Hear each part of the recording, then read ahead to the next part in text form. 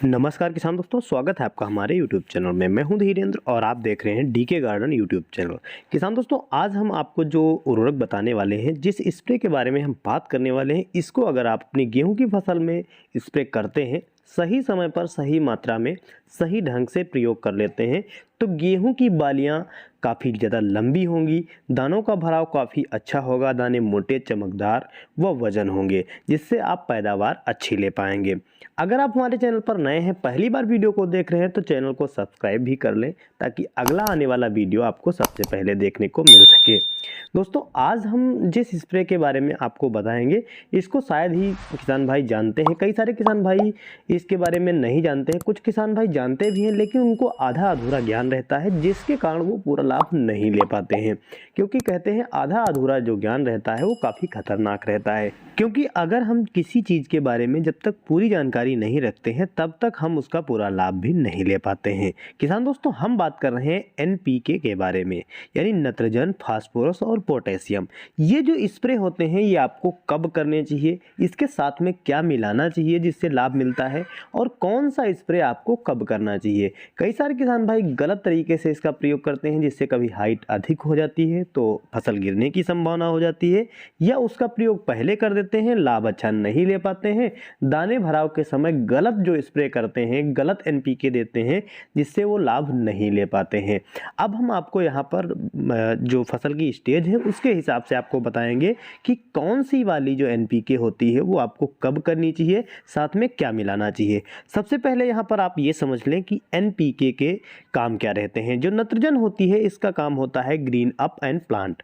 जो ग्रीन होती है यानी हरियाली होती है, उसको बढ़ाने का काम करता है, और प्लांट को बढ़ाता है यानी पौधे का विकास तेजी से करता है।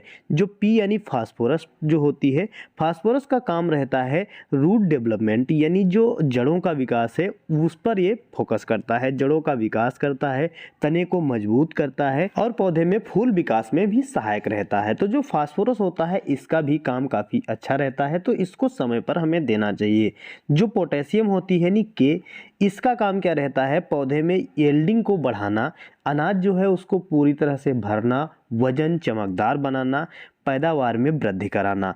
तो ये सारी चीज़ें आपको ध्यान रखनी है जब हमारी फसल की ग्रोथ बढ़ रही हो, बढ़िया हरियाली हमें चाहिए हो, उसकी वेजिटेटिव ग्रोथ चल रही हो, तब हमें नाइट्रोजन यानी एन पर काफ़ी ज़्यादा ध्यान देना है, जिसकी मात्रा हमें पर्याप्त देनी चाहिए। फिर जब पौधे का विकास होने लगे, जड़ों का विकास शुरू हो जाए, जड़ें आपको विस्तृत करनी है, क्योंकि जड़ों के माध्यम से ही सारे मिनरल्स, सारे पोषक तत्व तो पौधे तक पहुँचते हैं, उसकी बालियों तक जाते हैं, दानों का भराव होता है, तो फास्फोरस की भी पूर्ति की जरूरत होती है, ताकि आगे जो भविष्य में फ्लावरिंग होगी, फ्लावरिंग से फल आएगा, तो उसमें भी वो मदद करे।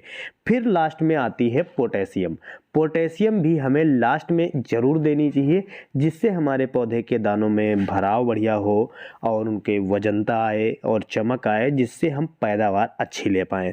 अब हम आपको बताएंगे कौन सी वाली एनपीके आपको कैसे देनी चाहिए और कब देनी चाहिए। किसान दोस्तों, एक एनपीके आती है 13-13-20 प्लस सल्फर। ये आपको अपनी फसल में एक बार जरूर देनी चाहिए। अगर आप अलग से सल्फर देते हैं, जो किसान भाई अलग से सल्फर देते हैं, वो 19-19-19 या 20-20-20 के साथ में सल्फर दे सकते हैं। सल्फर आपको अपनी फसल में एक बार जरूर देनी है। इसमें आपको नाइट्रोजन 13%, फास्फोरस 13% और 20% पोटेशियम मिल जाती है। दूसरी जो एनपीके आती है वो आती है 13-0-45। ये हमें अपनी फसल पे तब डालनी चाहिए जब हमारी फसल की बढ़वार चाहिए होती है और पौधे में जो दानों का भराव होना होता है, बालियां निकल रही होती हैं, तब या निकलने से पहले हमें ये देनी होती है। जब हम अपनी फसल में देखें कि बढ़वार कम हो रही है और दानों का भराव होने वाला है, बालियां निकलने वाली हैं, तब आपको 13-0-45 का एक स्प्रे करना चाहिए। इसके बाद एक एनपीके होती है 0-52-34। ये आपको भी इसी टाइम देनी चाहिए जब आपकी फसल में लगे कि हमारी फसल की जड़ों का डेवलपमेंट अच्छा नहीं हुआ है, पुष्पों को हमें ज़्यादा बढ़ाना है ताकि फल अच्छा आ पाए, अनाज अच्छा आ पाए, और अनाज में चमक तथा अनाज की वजनता बढ़ाने के लिए ये डाली जाती है। तो 0-52-34, जिसमें फास्फोरस और पोटेशियम आपको पर्याप्त मात्रा में मिल जाती है। अगला जो लास्ट स्प्रे है जिसमें केवल एक एनपीके होती है यानी 0050 जो आती है पोटेशियम के साथ में, केवल इसमें पोटेशियम होती है, नाइट्रोजन और फास्फोरस नहीं होती है।